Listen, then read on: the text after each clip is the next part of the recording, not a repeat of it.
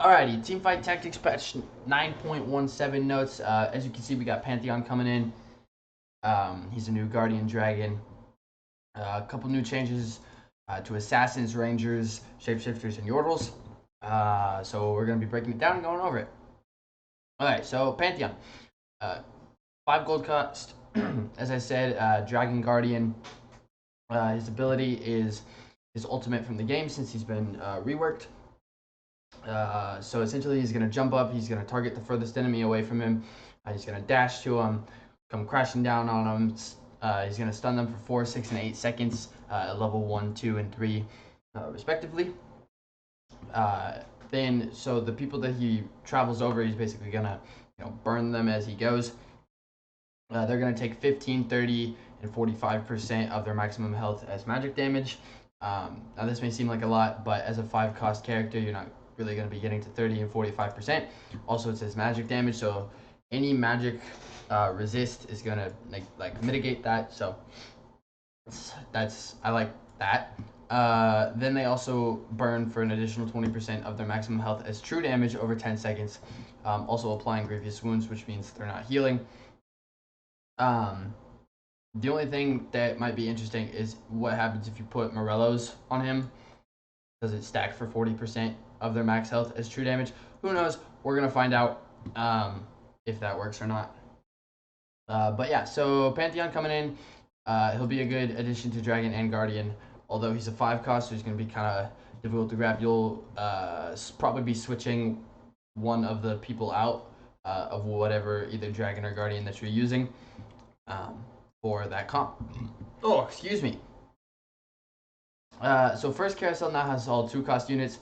I think this is a good change because it means that everybody pretty much has the same playing field. It negates RNG off the fact that everybody gets a 2-cost unit instead of, these people get 2-cost, that person got screwed over and ended up with a 1-cost.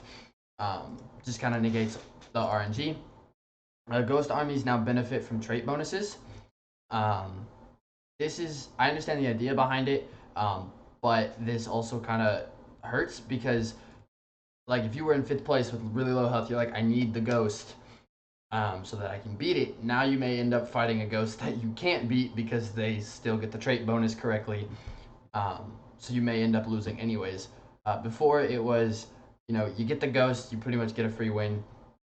Now it's like you get the free ghost you get the ghost and you still may end up losing. So fighting a ghost doesn't really matter at that point. But they're actually spooky now.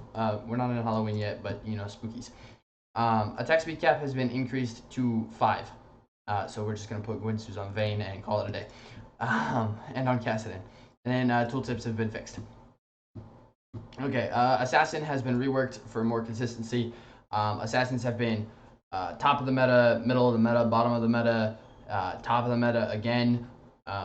Loved, hated, adored, praised, thrown out, exiled, all of the above. So there's going to be a bigger delay before Assassins jump so that the front line will walk forward so that they can get to the back. This just means that hopefully they'll get to the squishy units first. And the trait's been changed. So now instead of 125% crit damage, you're going to get 75% crit damage and 10% crit chance. For 3, at 6, you're going to get 150 crit damage and 25% crit chance. I think at 6, this is good because you'll get a 50% crit chance, which basically means, every other auto attack you should be critting. I think this is okay. I would like to see this stay at 100% just because of the damage drop off of 50% crit damage from this. Granted, this is 200, but at 6 assassins, you're running ninja assassin, and you probably have 4 ninjas, so you're just chilling over there with tons of AD. Overall, I think this is a good change. We'll see how it goes.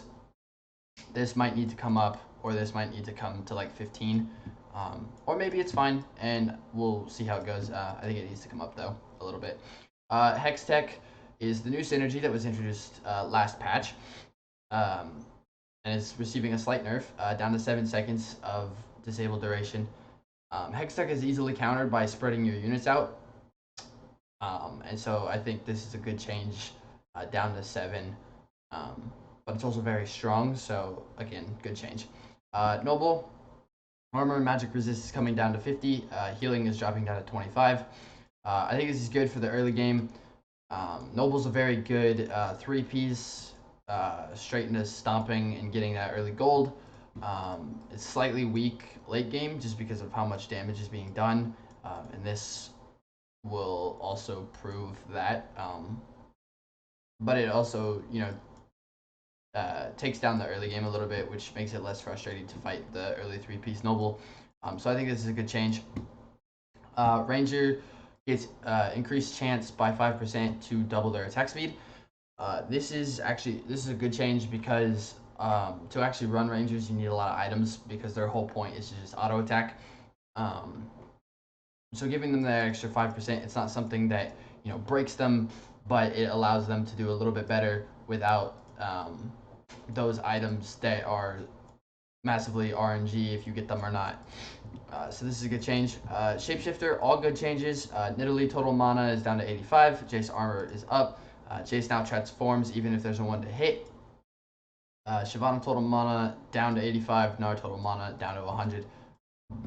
Excuse me. Again, this is a really good change. Allows the shapeshifters to get their passive faster. They are the only, aside from Ranger, I believe they are the only other comp that takes time to transform. But at least Ranger has the % chance of, oh, this is just gonna happen, instead of, hey, you have to wait until you're at this point to do it. So I think this is a good change for shapeshifters all around. We're buffing Yordles again. I don't really know why. Just to make it more consistent, apparently. They only get a 5% on both ranks. I don't think this was needed, but I mean, I guess buff Yordles, yay. Just build Rapid Fire Cannon on Graves, or anyone, and then just put Guinsoo's on Vayne with a Rapid Fire Cannon and just kill all the Yordles. Thought I heard someone. Graves adjusted interaction with Rapid Fire Cannon, so he'll maintain the rage bonus, but it now narrows bullet speed. Warwick gets a health buff by 50. Same with Lysandra. Her starting mana is 0.85 now instead of 51.25. So basically, she's just casting the first one slower, but second one gets casted faster.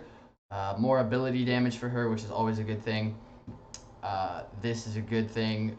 The second shot will now come out faster based on his attack speed. Gangplank damage is getting decreased a little bit, which is also good. If there's two or more barrels on top of somebody, they're basically dead. And this will still do like 450 damage at rank 1. So if you have all 3 barrels, so this is a good change. Leona stun down to 7 seconds at rank 2, which is good because that 8-second stun is highly annoying. Healing changes. So basically this is down to 80%, so you still get a chance to heal. And then all the healing things have been nerfed. Bloodthirster down to 40, Hextech down to 25, Swain Demon healing is down, and Redemption healing went down. So overall it's just still going to be flat, but it still gives you the chance to heal a little bit if you have a healing person and they get hit by Grievous Wounds. So good changes, I like it. A bunch of bug fixes. This one is the biggest one, that people would start inside the draft barrier. They'll not get kicked out. And there was one more. He now correctly triggers launch attack effects on his first auto attack after the dash. And Shyvana jumps away better. And then miscellaneous updated some things. And there is your 9.17 patch notes. I think it's good. I like it. We'll see how Pantheon works. I love running Guardian, so this should be really fun to get into. Also, I love running Shapeshifter, so I'm glad that they buffed that as well. Yeah. Leave a like, leave a comment, and subscribe if you want to see more content. Smile.